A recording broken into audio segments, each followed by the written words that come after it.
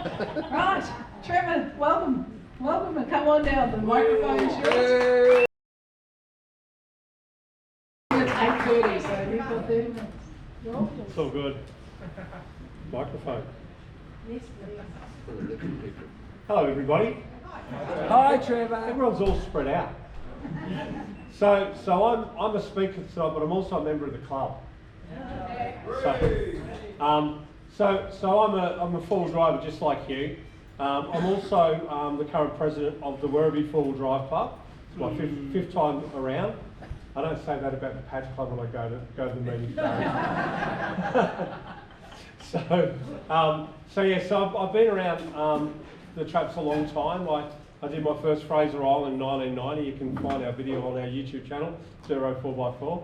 I like to be like Naz and Ed. So I have been four-wheel driving a long time, and something that's evolving more and more now with modern vehicles is having or carrying an OBD2 scanner in your recovery gear. Now, you're all spread out, so does anyone not know what an OBD2 scanner is?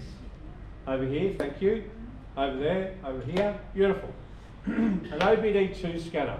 When you go to your mechanic and he plugs in the big UB computer, the big snap-on or launch or whatever it is, and he wants to reset your service when you've had your oil changes, or he wants to have a look and see how your vehicle's performing, they would plug in a big OBD2 scanner.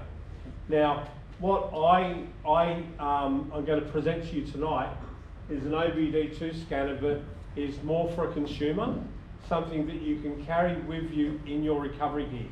Now, I've just recently completed the Birdsville Bash and the Monday Bash.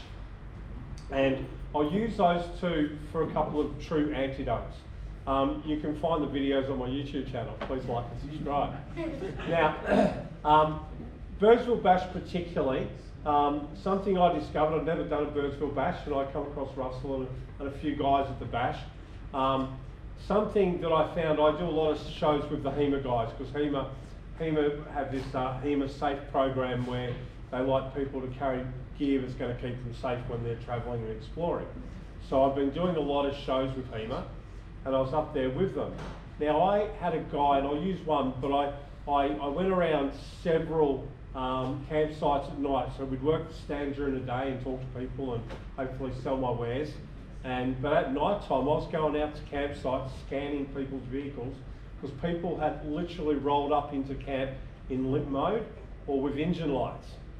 So, and because they don't carry a scanner, they're completely blind. And some of those limp modes could be something as simple as a blocked air filter, but you won't know what it is. Do you know some of the feedback we get now? I've been going 4 years.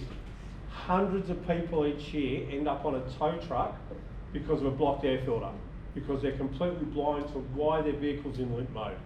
And those of you who've got Facebook and you look at the different, and I've seen posts on the Patch Club page, but you look at the Prado groups and the 200 groups and all the different groups, you see people with their four-wheel drive on a tow truck, and their post will say, "I got this engine light, does anyone know what it is?" Try Google. But they put it up there with a picture of their car on a tow truck because they're completely blind. And that's where this comes in. Now, I know a lot of the guys in this club have already got scanners because I have presented here before. Now, I'll refer back to a guy called Clayton. Now, Clayton came up on the stand and he said, "Oh, have you got OBD2 scanners?" I said, "Yeah, I do." He says, "Oh, I limped my caravan from Birdsville out to the Bash, out to Big Red." So he's doing limp mode is like having 1,000 revs, and that's all you have. So he towed a 20-foot caravan, chugga in limp mode, because he already had tickets for the Bash. He wanted to get to the Bash, and he was quite distraught because people around his camp have got into his ears from the Gold Coast saying it's going to cost you $15,000 to get it towed home and all these awful things, you know. So I went out to his camp that night, and I have done a video on him because he was lovely. And we plugged in, it was actually this scanner here, which is the Toyota scanner. The Toyota scanner is our biggest selling scanner. So I plugged the scanner into his vehicle, and he had 7 different codes on his vehicle. So his vehicle had a Christmas tree of lights on his dash. I always tell people, whenever you get an engine light or a limp mode, take a photo of the original code, because that's the code that your mechanic will want to see. Because sometimes when you clear a code, you'll mask the original problem. So I always tell people, take a photo of the original code. And photos, this has got a save mode in it, but I think a photo is better because you can walk straight into your mechanic and go, oh, I got this code. And he'll go, oh, okay, and he'll look it up, and then that'll help with his diagnosis. But in Clayton's case, he had a lot of codes.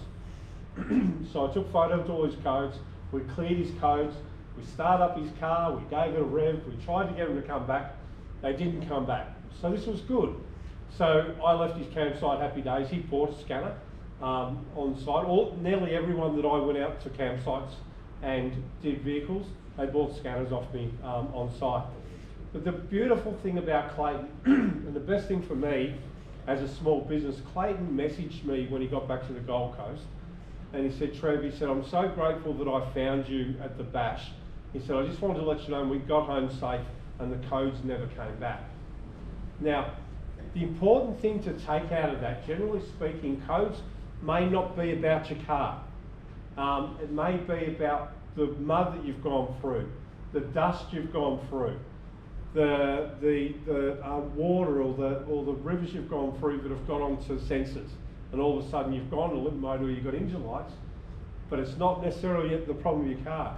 I have many people come onto a stand and say, yeah, I don't need that, mate. I get it all serviced by my mechanic and it's all good. That's all great. So you're out on the track and you've been following someone up the Unidata track, sucked in a heap of dust. You've gone into limp mode because you've got a blocked air filter. You've got this awful engine light. You're doing 1,000 revs. You have no idea what it is. You've got a sat phone. You've got a Zolio. You've got some kind of communication. You might wait 4 hours. You might wait 2 days to get help out there. And if it rains, the tracks may close. It might be a bigger problem. The ability to actually have a look and see what's causing the problem. And in Clayton's case, they were glitches. They went away. They never come back. So it wasn't actually an issue with his problem. He's had dust on a sensor or something like that on the track from Windora. So these are becoming more and more an important part of what we should be carrying. Now Monday Bash was another interesting case. Over the week, I scanned 13 different people. Now they're the people who found me at the bash, and I'll give you a couple of little antidotes, and I'll talk about Brian, another 200 series. I did a video on him as well because he was very similar to Clayton, but I wanted to do a better video where I actually showed the screen more for people who watched my video. And Brian was in the same case. He came across me and he goes, oh, you've got scanners, can you come out? And I went, yeah. So every night it was a thing, me walking around. And if you have, who went to Monday Bash? Oh, okay. If you have a look at the aerial photos, I did a video on my YouTube channel, up in the helicopter, Dirt Road 4x4, please like and subscribe. so the outer, I'm worse than him. I'm definitely worse than him. So the outer circle of camping from one end to the other going around is 4 kilometres long. So there's 14,000 people camped at Monday Bash. So 4 kilometres. So every night I was out walking miles, coming back in the dark with me scanner over my shoulder, and I got asthma. It's like, I just want to get back to camp. Somebody give me a drink. Yeah.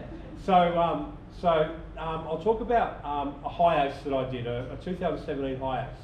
Now, these guys were lovely. I couldn't find their camp. I walked around, I walked back to camp, and they came and got me and says, I thought you'd come out. Yeah, I've been out, I couldn't find you. You imagine 14,000 campsites. Well, let's say 7,000 or 8,000, there's 14,000 people. Anyway, I went back and he had 3 codes. He was also in limp mode. Now, I was able to clear 2 of those codes, but the third one, he had contaminated fuel. Now, in that case, I couldn't sort out his car, so he will need mechanical problems. These won't repair your car. What they will give you knowledge.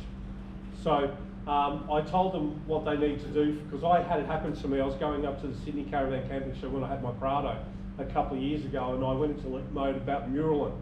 It was like 6:30 in the morning. I had all my stuff, all this sort of stuff on for the Sydney Caravan Camping Show, and here I am on the side of the highway in limp mode. So I rang up my mechanic in Melbourne, and Kim knows me pretty well, and he took the phone call, and we got on the camera and showed him the thing, and he goes, "You've got a problem with your fuel pump." He said, "Have you got a 10mm socket and a 10mm spanner?" I go, "Yeah, I do." So I'm not a mechanic. Okay, I started this to help people. This business was always about helping people, and so I'm under my bonnet, taking the fuel pump off, purging it, repressuring it, putting the cables on, clearing the limp mode, and so I could drive to Sydney and do the show. Now, for me as a small business, I probably would have missed the show. Sorry, my phone. I probably would have missed the show, but this gave me the knowledge to actually ring up somebody to help me clear my problem. So just because I did my own car, I was able to help these people with the Hilux. I wasn't going to do it for them because I hadn't done it with where the fuel pump is under the seat and that sort of thing on a Hilux. But I also came across Brian, who's similar to Clayton, 200 series, full limp mode, with a caravan on, and I was able to help him out as well. But every night I was out helping people. Now, we all carry a spare wheel on our vehicles, but we very rarely get flat tyres anymore because the quality of tyres are a lot better. I can guarantee you that 13 people didn't roll up at Monday Bash with a flat tyre, but they don't carry these. So that's where the need, as us as four-wheel drivers, we should be carrying them. We just should be. And if it's not for yourself, for other people. Now, I'm just going to quickly go through the types that I have here. Because this one here is a Toyota scanner. Now, I have brand-specific scanners. Now, if I know the brand of vehicle you're driving, I'm always going to recommend the actual brand scanner. So with the Toyota scanner on that old Prado I just mentioned, these have the ability of scanning other brands as well, but only for engine and transmission. So which is pretty similar to the sort of universal scanners. They'll do engine and tranny quite well. And you guys have probably seen these, they're quite good. On my old Prado, if I put this into OBD2 function, where it's just doing engine and tranny on the old Prado, it would scan 29 different protocols. So it'd be a bit similar to Ed's FJ. So it only scanned 29 different protocols. And when I put into the Toyota, into the top middle box, 133 protocols. Now, if I had a problem with my ABS, if I had a problem with other systems, that will actually bring it up. Now, who here has heard of Ron Moon? Yeah, there's a lot of them. Well, Ron Moon's a good mate of mine. When I first started a few years ago, Ron wanted to help me out, and he 100% saw the benefit in our scanners. And I started February 2020 at the start of COVID, lucky I. But Ron did a trip, and he had our 9000 unit, somewhere here, the 9000, which is what a lot of you guys have got from my last presentation. It's a really good scanner. Ron recently, you might have seen on his post, he's recently got a Land Cruiser, a Troopy. And he rang me up and said, "Trev, is it worth me having the Toyota scanner?" And I said, "Look, I'll just give you one, Ron." He's done articles in 4 Drive Australia for me. I'm a small business, and he's done articles, and I was really appreciative. So he come over to my place, and we had a play and had a chat and a coffee, and I gave him the 9360, and he rang me up a couple of days later and he said, "Oh, Trev, can you come and give me a couple of lessons on it?" So I went out to Pearcedale, and he was leaving on the next day to go away with Trent for a 5-week trip. And when all he was doing wrong on the scanning, he was selecting the wrong country of manufacture for his Troopy. So it's sort of really quick. As soon as we selected Europe or other, his VIN number come up, his vehicle come up, he's gone, "Oh wow," like it did everything. He had several codes on his Troopy that's brand new. He's leaving the next morning, he goes, "Oh, look at this." Now the scanner was able to tell us, whoever put his Kmart rear bar on his thing, they put the lights in the wrong way. This told us where the problem was, so we went to the back and we rectified the light problem on the Kmart, cleared the codes, off they went. So it comes back to that knowledge. So I have several brand-specific scanners. So Toyota is comfortably our biggest seller by a country mile. There's a lot of Toyotas out there. You think 200, 300, Prado, Hilux, 79s, whatever. There's a lot of Toyotas. So that's our kind of staple. We also have a Jeep for Ralph. Thank you. Welcome. It's a bigger one though. It's much bigger, isn't it? And it has 2 codes. 2 codes. Working and not working. So yeah, so we have a Jeep Scanner, we have a Mercedes. I'll give you another little anecdote. This is a real ripper. Sorry, because I'll talk underwater. Wind me up when you need to go. I had some people come up to me at Muddy Bash, and they had a Mercedes Sprinter. And they come up and they said, oh, we've got a whole bunch of codes on our Sprinter. And I said, well, I've got the Mercedes. That one there was the Mercedes. I think it's the one yeah, that's the Mercedes scanner there. And I said, look, I've got the Mercedes scanner. That's certainly going to identify where your problems are. They said, we've got our electric door. When we travel, we've got to tie it back because the electric door has got a code. It doesn't work. And they said, well, fix it. And I had no idea. And I've never tested on a Sprinter for electric door. And anyway, they went off and bought one. I said to them, I don't know whether it'll do an electric door. And anyway, they came back a few hours later. They were elated because their electric door now works. They found in the scanner where the codes were for their electric door, cleared the code. So there's been lots of antidotes, but you get where I'm coming from, I think. So we have Jeep, we have Ford, we have Land Rover. So Land Rover is actually quite good because we've got a special with Land Rover. We're giving away a free drip tray with every scanner. Only joking for those who've got a Land Rover. No, seriously, Land Rovers are fine. But yeah, we've got Land Rover, we have VW, we have BMW, I've probably forgotten heat. Those of you guys with a Mitsubishi, now, we don't have a brand specific, there's no plan for a brand specific. We don't have a brand specific for Nissan, Isuzu, or Mazda either for Nazi. So Nazi carries this one here. So for the folks here with a Pajero or a Triton, whatever, I would suggest the 9000 unit. It's a really good unit. Out of all of the scanners you see here, it's our best scanner that we have.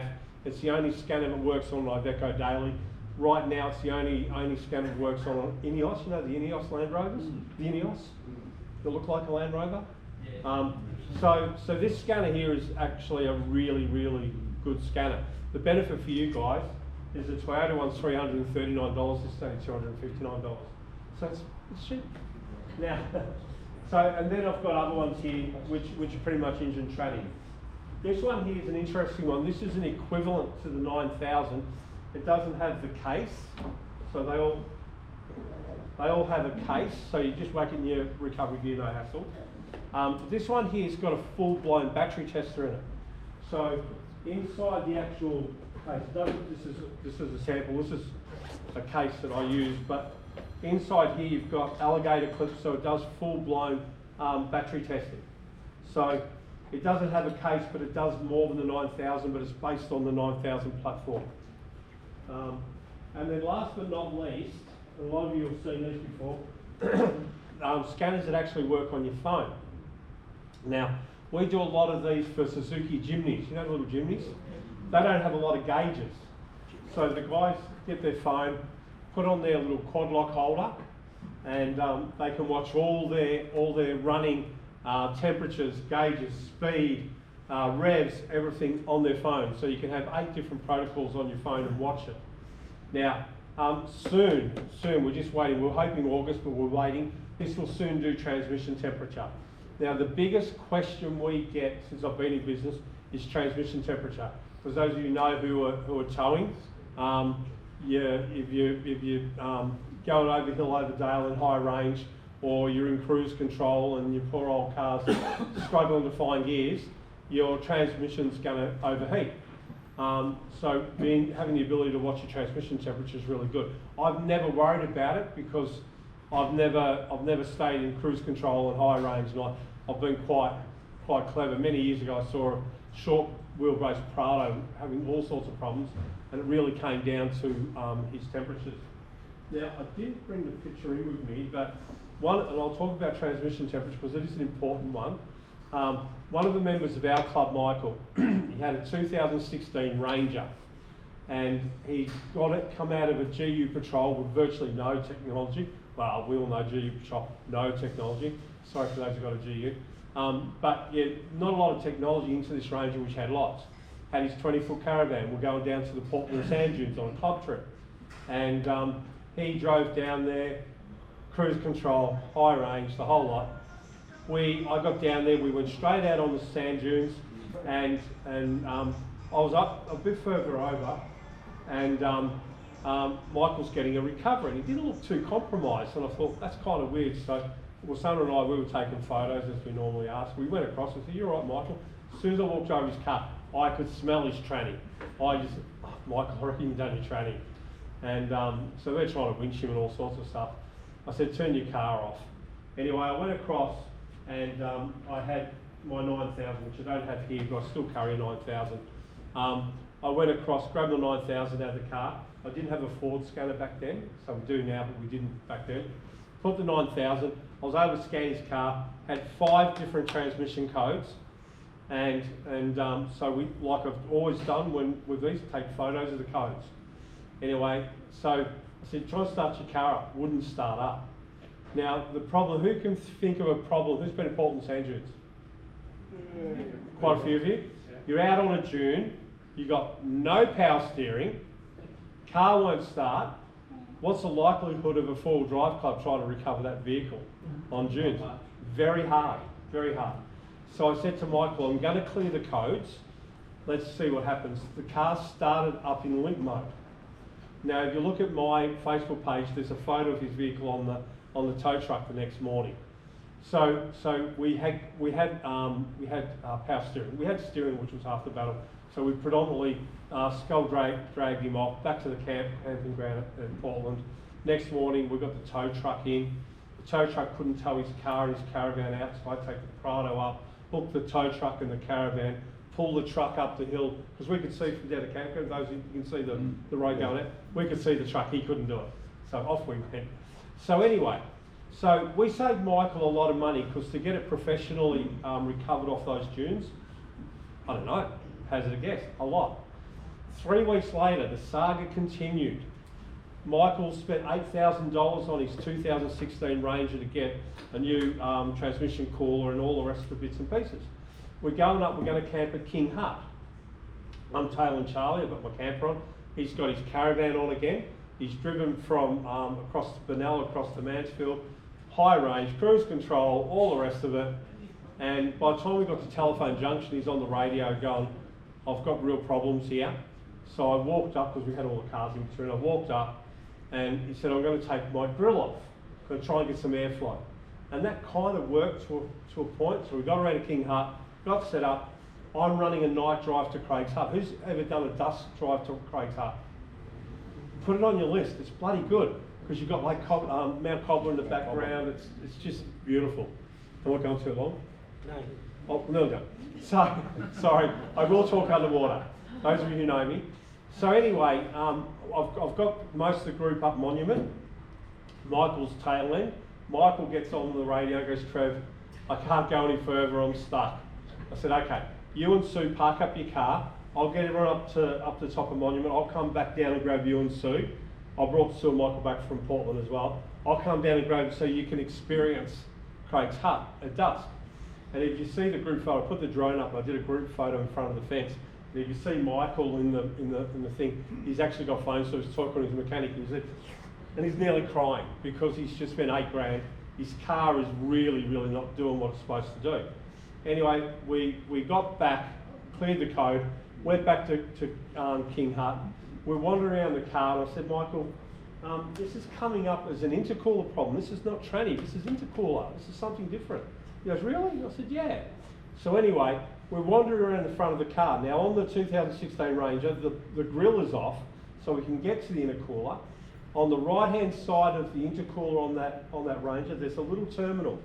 And I think one of us, probably me, I don't know, I'm not a mechanic, but one of us has dislodged the wire off that terminal, and it was just kind of arcing.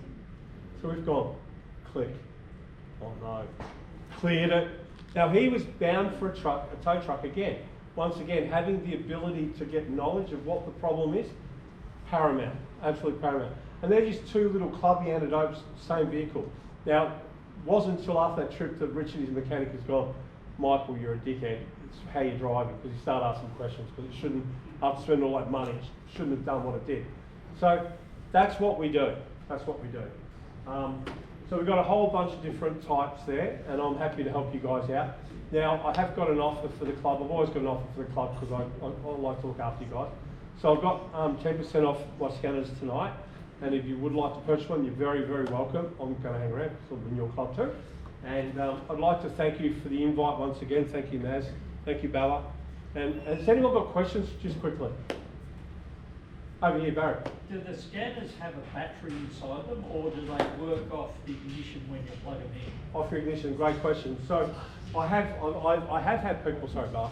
I have had people, because I often say, you're mechanically minded? Oh yeah, I'm mechanically minded, yeah, great, beauty. And I'll get an email 2-3 days later and go, I've had it on my computer for 3 days and it won't charge. Or I've had it because it's a segue, on the bottom you get a USB cable in your case. Because with our scanners you get free software upgrades. We don't charge subscription for software upgrades. So they're not a one vehicle purchase, you can keep using it for other vehicles. So I have had people who try to charge it up. So when you plug this into your car, it'll automatically light up and powers off your vehicle. So there's no batteries, no charging. So just briefly, you have a lifetime replacement warranty, you have lifetime software upgrades and phone support. I'm 61 years old, I just turned 61 on Friday, thank you very much, happy birthday. I'm a bit old school. I hate going on people's websites where they completely hide all their phone numbers. You need to get a bit of help, a bit of guidance, and you've got to Google, how do I get a contact number for somebody? I've got my phone numbers on absolutely everything, on my website, everywhere. I want people, because we're a small business, and I'm a full drive like you, this is all about full drive caravans. I want people to call. If they're not sure of something, give us a buzz. I'm happy to help people out. So we do offer that. Any more questions over here? Yeah. What's it actually connected to? Okay, so under your steering wheel, from in Australia, because I started in America a lot earlier in 1996, but in Australia, compliance for OBD2 started 2006 for petrol, 2007 for diesel. So if you've got a vehicle older than that, it may not work. It may not work. But anything from 2006, no hassle. So under your steering wheel of all cars, now there are some European cars where they're on the opposite side because they've had a conversion, but underneath your steering wheel, it'll usually be white, and you won't see it all, I know guys, you can have a look, but it plugs straight in underneath your steering wheel on all vehicles. Or somewhere around the steering wheel. Yeah. Well, on that 2016 Ranger, on the new Rangers, I've got a new Ranger as well, it's actually quite central. But on the older Rangers, you have to lift down a flap on the right-hand side that was in there. So yeah, you're right. So, over the back here, yes, hello.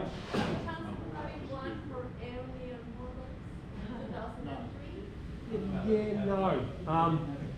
I guess. Your car doesn't run a OBD3 computer in it. So what I actually have, what I carry with me for older cars, I've got some paper clips. I'm joking.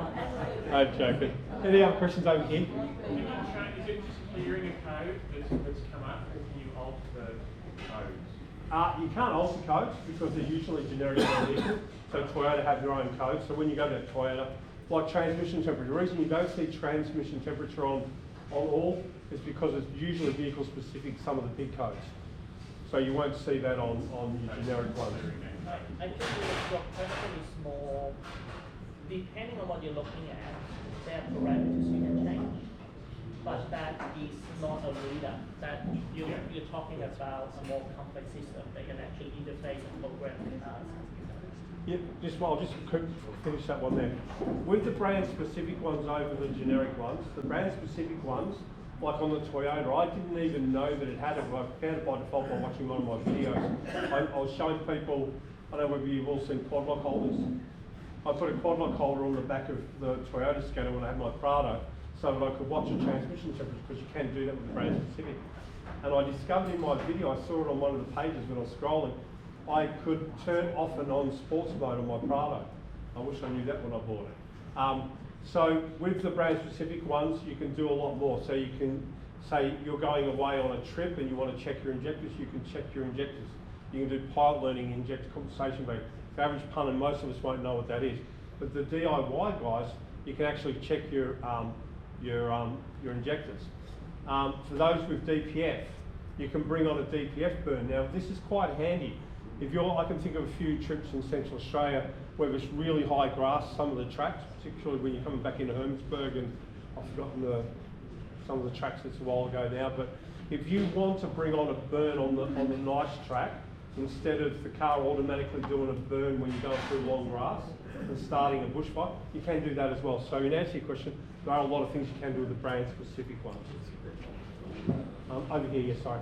I've answered my questions. I've got a scan gauge in my 200 series and I just wanted to ask, Great question. how much more will that do than my scan gauge will? That's a really good question. So the question there, scan gauge and ultra gauge, they're a hardwired monitor that will go on your steering wheel, which will give you detailed information while you're travelling about your vehicle, like your transmission temperature and those sort of things.